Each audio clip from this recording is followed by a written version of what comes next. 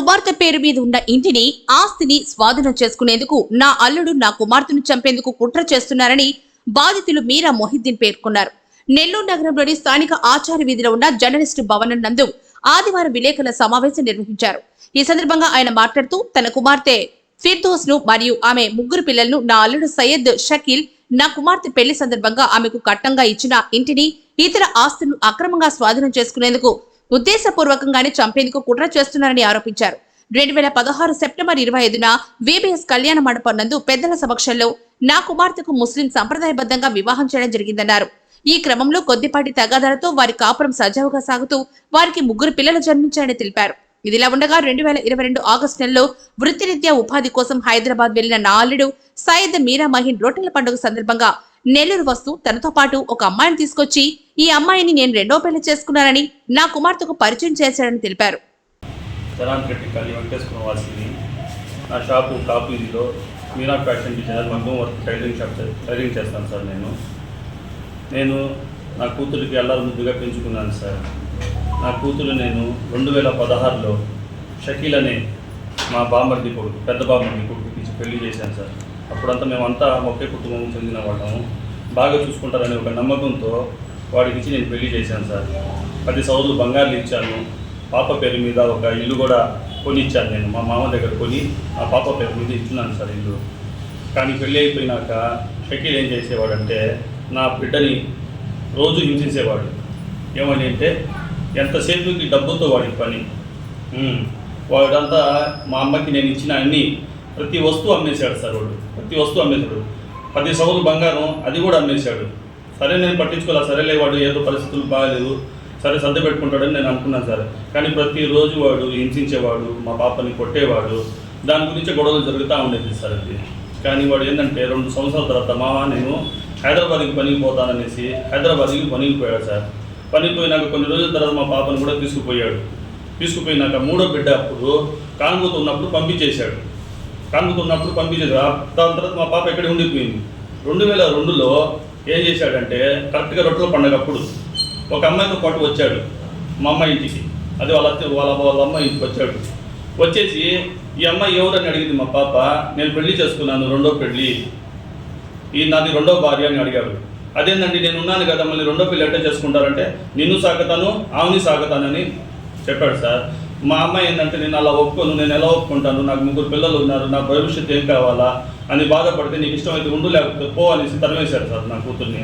అప్పటి నుంచి నా పాప నా దగ్గరే ఉంది. వాళ్ళ పెద్దలు నేను పిలిచాను, మాట్లాడాను, ఎవరూ రాలేదు సార్. దాని తర్వాత నేను పోయి వాళ్ళు అప్పుడు ఎక్కడున్నారంటే నేను ఏ ఇల్లు అయితే వాళ్ళకి మా పాప పేరు మీద కొనిచ్చాను ఆ ఇల్లు కూడా 2 లక్షలకి వాళ్ళు కుదురు పెట్టేసి వాళ్ళు ఎంగళరావు నగర్లో బాడీకి వెళ్ళిపోయారు సార్. ఎంగళరావు నగర్లో ఉన్నారు కాబట్టి అక్కడ పోలీసు వాళ్ళకి పోయి నేను కంప్లైంట్ చేస్తే వాళ్ళు ఏం చేశారు, కేసు రాశారు సార్. పైటంలో కేసు ఉంది వాడి పైన. దాని తర్వాత వాడు కేసు పెట్టినా కూడా బెయిల్ తీసుకుని హైదరాబాద్కి వెళ్ళిపోయాడు. హైదరాబాద్కి వెళ్ళిపోయినాక మళ్ళీ ఒక 6 నెలలు 7 నెలల తర్వాత వచ్చి ఒకటే వేధింపులు సార్. మా మీద రావటం, కొట్టడం, బాధించడం. ఏమంటే ఆ ఇల్లు ఇచ్చేయండి, ఆ ఇల్లు నాకు పెళ్లిలో ఇచ్చారు, ఆ ఇల్లు ఇచ్చేయండి. వాడు వచ్చింది ఇంటి కోసం సార్. ప్రతిసారి వచ్చి కొడతాడు. దాని తర్వాత నేను ఏం చేశానంటే ఆ ఇల్లు తీసుకుని నా పాపను తీసుకుని 2 సంవత్సరాల నుంచి నేను ఆడే ఉన్నాను సార్ టాయిలెట్ పడ్లో. ఆ కేసు అడిగిపోతానంటే రూరల్కి పోతా ఉంది. లక్ష్మణ్ సార్ తీసుకున్నారు కేసుని. ఆ లక్ష్మణ్ సార్ చాలాసార్లు వాడిని పిలిపించి కౌన్సిలింగ్ చేశారు, అరిచారు. ఏంద్రా నువ్వు ఇలా చేశారు, నీ మీద కేసు ఉంది, మళ్ళీ ఇంటి మీద ఎట్టపోతారు అంటే నా పిల్లలు ఉన్నారు నేను పోతానంటాడు. పిల్లలు ఉంటే నువ్వు చెప్పిపోవాలా, మా దగ్గర పర్మిషన్ తీసుకోవాలంటే అదంతా ఏం చేయడు సార్. రావడం పిల్లలు ఒక తీసుకుంటాడు, రావడం కొట్టడం సార్. చాలాసార్లు నా నడుము కూడా ఇల్లు కొట్టింది సార్. డిస్క్ ప్రాబ్లం వచ్చేసింది సార్ నాకు. కావాలంటే దాని ప్రూఫ్లు నా దగ్గర ఉన్నాయి, కొట్టినవి, నేను పెట్టిన కంప్లైంట్లు అన్నీ నా దగ్గర ఉన్నాయి సార్. దాని తర్వాత అదే విధంగా చేస్తూ ఉంటే నేను భరించలేక నేను అక్కడ ఉండలేనని చెప్పేసి 2 నెలల ముందు ఆ ఇంటిని నేను బాడీకి ఇచ్చేసి నా సొంత ఇంటికి నేను జనార్దన్ రెడ్డి కాలనీకి వచ్చేసాను సార్. పాపని పిల్లల్ని ఎంత తీసుకొని. కానీ వాడు ఏం చేశాడంటే మొన్న సోమవారం రోజు వచ్చి నా షాప్ దగ్గర నన్ను బెదిరించి నన్ను చంపేస్తా, వచ్చి నాకు ఆ ఇల్లు అమ్మకపోతే నిన్ను చంపేస్తా, నిన్ను నరికేస్తా అని బూతులు నా కొడక ఏదేదో మాట్లాడేసి తీసుకుపోయాడు. దాని వీడియోకి సంబంధించిన వీడియో నా దగ్గర ఉంది సార్. మీకు నేను ఆ వీడియో కూడా చూపెడతాను. దాని తర్వాత నన్ను అక్కడి నుంచి ఎక్కించుకొని విఆర్సీ వైపు పోతా ఉంటే విఆర్సీ దగ్గర నేను దూకేసాను సార్. నేను దూకేసి ఆ 1 టౌన్కి నేను పరిగెత్తుకుంటా పోయాను. పరిగెత్తుకుంటా పోతే నా వెనకాల వాడు కూడా వచ్చాడు. నాకు చేతులంతా గీతలు కూడా పడిపోయినాయి. వచ్చాడు. అప్పుడు పోలీసు వాళ్ళు పట్టుకున్నారు వాడిని. పట్టుకొని నేను ఏంటంటే నాకు కింద కూర్చోబెట్టి సార్ నువ్వు నీళ్ళు తాగు నీకు ఆయాసం వచ్చేసింది అనేసి. ఈయన ఏంటంటే పైన సార్ ఉన్నారు, పోయి సార్తో మాట్లాడాలని వేరే సార్లు నుంచి పంపించారు. వాడు ఏం చెప్పాడు ఏమో తెలియదు సార్ పంపించేశారు. నేను అప్పుడు సార్కి చెప్పాను, సార్ అది ఎందువల్ల జరిగిందంటే సార్ ప్రతిసారి రూరల్లో పోయినప్పుడు అంతా రూరల్ వాళ్ళు అదే మాట చెప్పారు సార్, అమ్మ నీ ఇంటికి వచ్చి కొడుతున్నాడు కదా నువ్వు ఏం చేస్తున్నావు, ఇంట్లో కారం లేదా నీ కాడ అది తీసి కొట్టలేవా అని వాళ్ళు చాలాసార్లు సలహా ఇచ్చారు సార్. ఆ విధంగా ఆ పాపకు ఆ రోజు గుర్తొచ్చి ఆ పని చేశాను నాన్న అనింది. ఇల్లు వచ్చి వాళ్ళ తాతగారు ఇచ్చారంటే వాళ్ళ తాతగారిది కాదు సార్, దానికి సంబంధించి పేపర్లు నా దగ్గర ఉన్నాయి, దానికి సంబంధించిన డాక్యుమెంట్ నా దగ్గర ఉన్నాయి. వాడి దగ్గర ఉందో తెచ్చి చూపిమనండి సార్. అలా వాడి దగ్గర ఉన్నాయి మా దగ్గర ఉన్నాయి గొడవలు దేనికి సార్? మా దగ్గర డాక్యుమెంట్ ఉంది కదా, వాళ్ళ తాత రాసింది, వాళ్ళ అమ్మ రాసింది, వాళ్ళ నాయన రాసింది, అంత సాక్షి సంతకాలతో సహా నా దగ్గర డాక్యుమెంట్ ఉంది సార్ దానికి సంబంధించింది. అయినా వాడు ఏంటంటే వాడు మాట్లాడితే 90% అబద్ధమే ఉంటుంది సార్ వాడి మాటల్లో. వాడు ఏంటంటే తిరిగి వాడు ఎలాంటి మైండ్ అంటే సైకో మైండ్ సార్ వాడిది. మీరు ఎన్నిసార్లు చెప్పినా తిరిగి వాడు అదే చెప్తాడు సార్. వాడిని మేము హ్యాండిల్ చేయలేదు సార్, మా వల్ల కాదు సార్ వాటిని హ్యాండిల్ చేయడం. చాలా టార్చర్ పెడుతున్నారు సార్. ఏదో రెండో పెళ్లి చేసుకున్నాడు, వాడు బతికితే మా బతుకు మేము బతుకుతాం కదా సార్.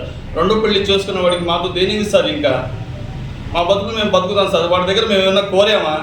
మాకేమైనా ఇమ్మని చెప్పావా? మా బతుకులు మేము బతుకుతా ఉంటే దేనికి సార్ మాకు వచ్చి వేధించడం? నువ్వు చేసుకున్నావు కదా రెండో పెళ్ళి, దానికి సాక్ష్యాలు ఉన్నాయి కదా, ఆ ఫోటోలు నా దగ్గర ఉన్నాయి, అన్నీ ఉన్నాయి కదా సార్. అది నాకు పెళ్ళి 8 సంవత్సరాలు అవుతుంది. నాకు 3 పిల్లలు. నా భర్త ఏసీ సర్వీస్లో పనిచేస్తారు. ఆయన నాకు ఒక పాప పుట్టిన తర్వాత హైదరాబాద్కి వెళ్ళారు. హైదరాబాద్కి వెళ్ళి అక్కడంతా సెట్ చేసుకుని నన్ను కూడా తీసుకెళ్ళారు. మళ్ళీ నన్ను కూడా తీసుకెళ్లారు. తర్వాత నేను 3వ బిడ్డ కానుకుతున్నప్పుడు నన్ను మళ్ళీ ఇక్కడ పంపించేశారు. నేను అప్పటి నుంచి ఇక్కడే ఉన్నాను. నా 3వ బిడ్డకి 1 ఇయర్ వచ్చిన తర్వాత ఆయన రెండో పెళ్ళి చేసుకొని రావడం జరిగింది. అలా ఎందుకు చేశారు అని అడిగితే మమ్మల్ని కొట్టారు. ఇంతకుముందు నన్ను అనుమానించేవాడు. అదే ఈ పాప నాకు పుట్టలేదు అని చెప్పి అలా అనుమానించి నేను ఎవరితో మాట్లాడినా నన్ను కొట్టేవాడు. నా తమ్ముడితో మాట్లాడినా, మా మామయ్యతో మాట్లాడినా, ఎవరితో మాట్లాడినా నన్ను కొట్టేవాడు. నాకు ఆ ఇల్లు రాసి ఇచ్చి మీ నాన్న దగ్గరికి వెళ్ళి డబ్బులు తీసుకోరా అని నన్ను కొట్టేవాడు. ఆయన మా అత్త మా ఆయన కలిసి చెప్పేవారు, మీ నాన్న దగ్గరికి వెళ్ళి డబ్బులు తీసుకోరా అలా అని పంపించేసేవారు.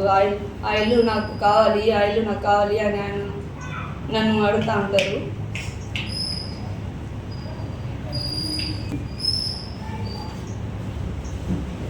కేసు పెట్టారు మీరు? పెట్టున్నాను సార్. ఏం చెప్పారు? కేసు పెట్టున్నాను, కోర్టులో కేసు నడుస్తుంది. డివోర్స్ కూడా ఇచ్చున్నాను సార్. నాకు అవసరం లేదు, ఇప్పుడు రెండో పెళ్లి చేసుకున్నారు కాబట్టి నన్ను వద్దని పంపించేశారు కాబట్టి నేను డివోర్స్కి ఇచ్చున్నాను సార్. ఆయన ఏమంటే ఇల్లు కోసం అని వస్తూ ఉన్నారు. నాకు నువ్వు నీ పిల్లలు కావాలి అని చెప్తున్నారు కాబట్టి అది నా మీద కానీ పిల్లల మీద ప్రేమతో కాదు సార్. అది ఇల్లు వస్తేనే, ఇల్లు ఇచ్చే పని అయితే నువ్వు కావాలి నాకు, లేకపోతే నువ్వు అవసరం లేదు, పిల్లలు అవసరం లేదు, మీ నాన్న దగ్గరే ఉండు అని చెప్పి తమేస్తారు, అదే కొడతారు. నువ్వు కావాలి, నువ్వు వద్దు, పిల్లలు వద్దు, ఇల్లు కావాలి మాత్రమే అడుగుతూ ఉంటారు సార్. ఆయన ఆ ఇల్లు అమ్మడానికి సైన్ పెట్టు అని నేను చెప్తా ఉంటారు. నేను సైన్ పెట్టను అని చెప్పేసరికి కొట్టాడు, నన్ను కొడుతున్నారు, అనుమానిస్తున్నారు. పిల్లలకి ఏమైనా తీసి ఇవ్వాలని బయటికి వెళ్ళినా అనుమానిస్తున్నారు. ఆయన పిల్లలు వీధిలో వచ్చి ఏమైనా వస్తే అడుగుతారు కదా, ఇది ఇప్పి అమ్మ అని. అది ఇప్పించడానికి వెళ్ళినా ఆయన నా మీద అనుమానం చేస్తున్నారు సార్. ఆయన పానీపూరి వాళ్ళతో లింక్ పెడతారు, వేరే వాళ్ళు ఎవరితోన్నా వాళ్ళతో లింక్ పెడతా ఉంటారు సార్. ఆయన ఎవరితో మాట్లాడినా నన్ను అనుమానిస్తూ ఉంటారు. అలాంటి వాళ్ళు వద్దని నేను చెప్తే సార్ అది చెప్పారు, డివోర్స్ కేసు ఇమ్మా అని అలా చెప్పారు సార్.